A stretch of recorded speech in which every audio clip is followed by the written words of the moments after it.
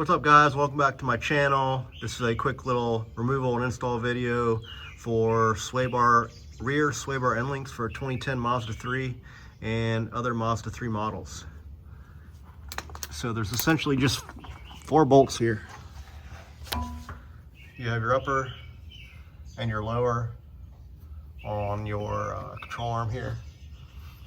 The parts that I have are Detroit axle sway bar end links.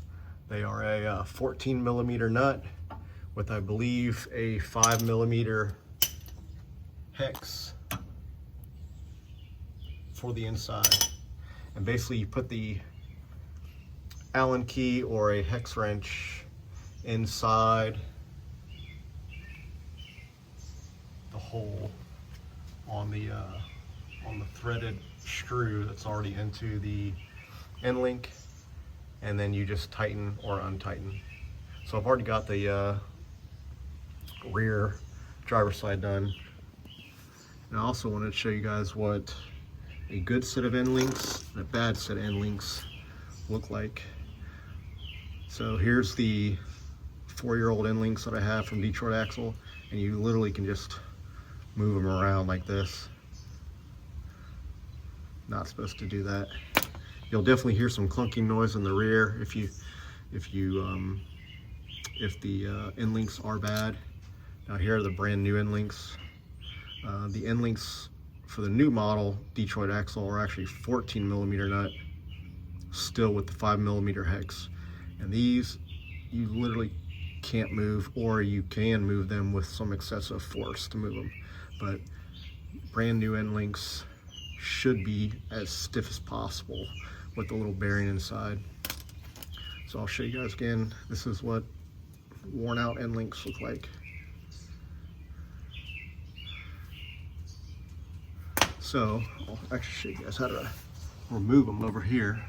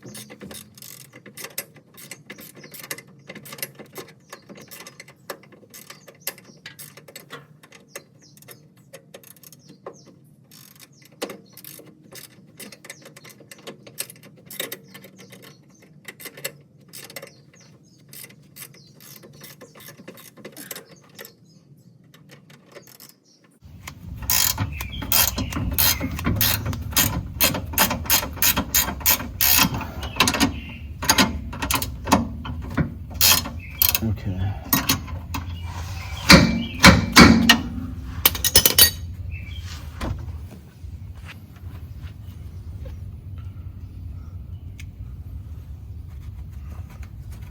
And there should be. Now the easiest way that I found to get these out, well, there's actually a couple different ways. You can just go ahead and remove both sway bar links at once. Then you can have full adjustability of your sway bar up and down. You can also, if you really want to, loosen the sway bar bushings up here, and then you can actually just move the whole bar back and forth. But I found it easy just to use a jack, and then you can actually just jack up your control arm to almost level so that your end links pop out. So that's what I do.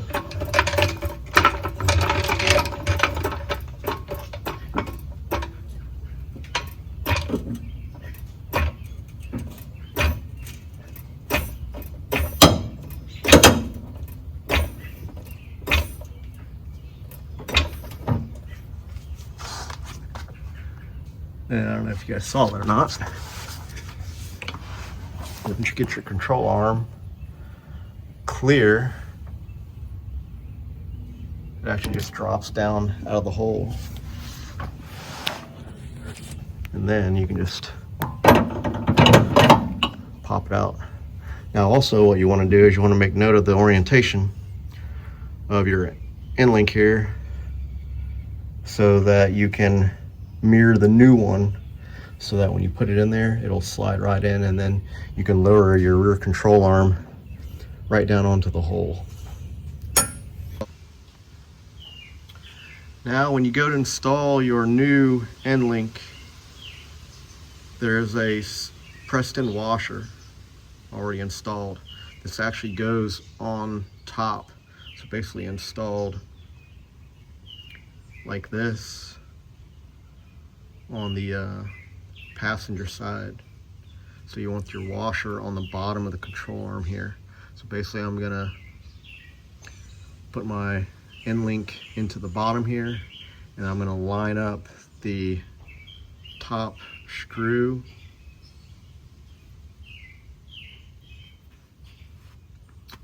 with the hole, so that when I lower my jack, the screw will go right into the hole. Now you do have to be careful.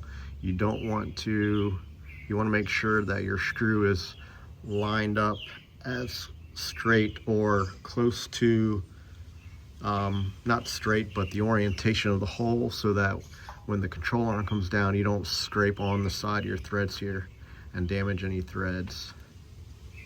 So I'll go ahead and install the end link.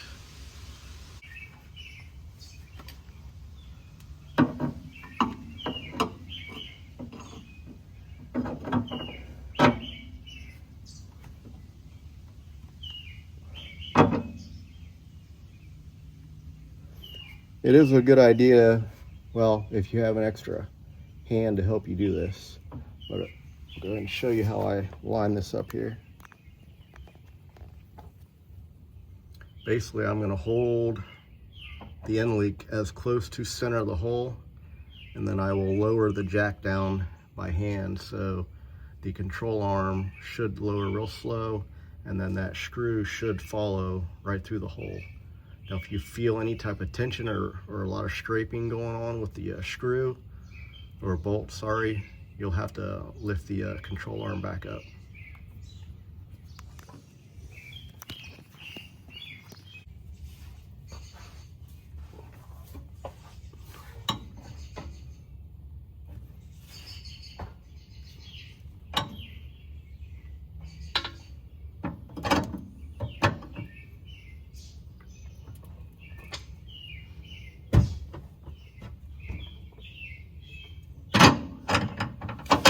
Now if you look, it literally just popped right in.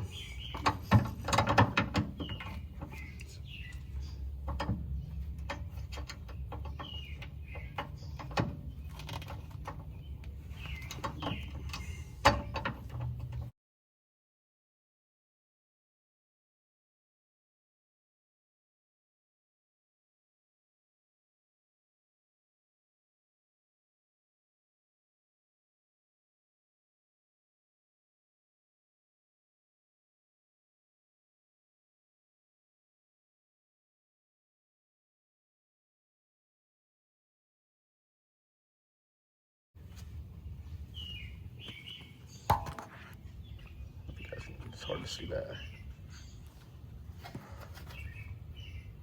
The screw literally slid right in place once you lower the jack down.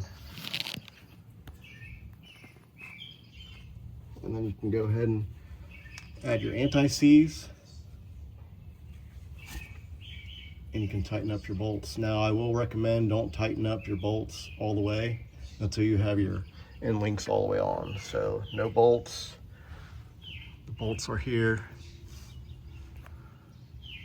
but they are not actually tightened down yet till I get both end links on.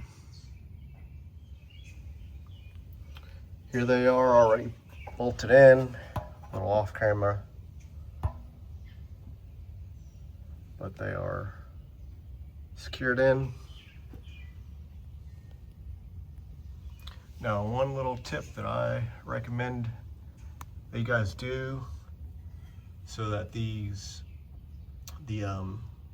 bolts and the inside of the hex doesn't rust is I would definitely spray paint with some type of enamel on the nut and the threaded bolt, so that the next time you come to remove these, they're not all rusted out. On one of my other vehicles, the front sway bar end links, the actual hex was so rusted out I actually had to just cut off the end link. So that's what I would do. Do that. You can do that if you want, but I would definitely recommend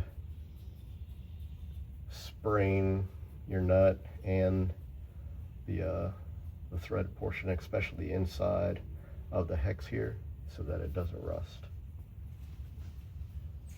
Anyways, guys, hope you got some useful information about the install of rear sway bar end links on a 2010 Mazda 3 and other Mazda 3 years.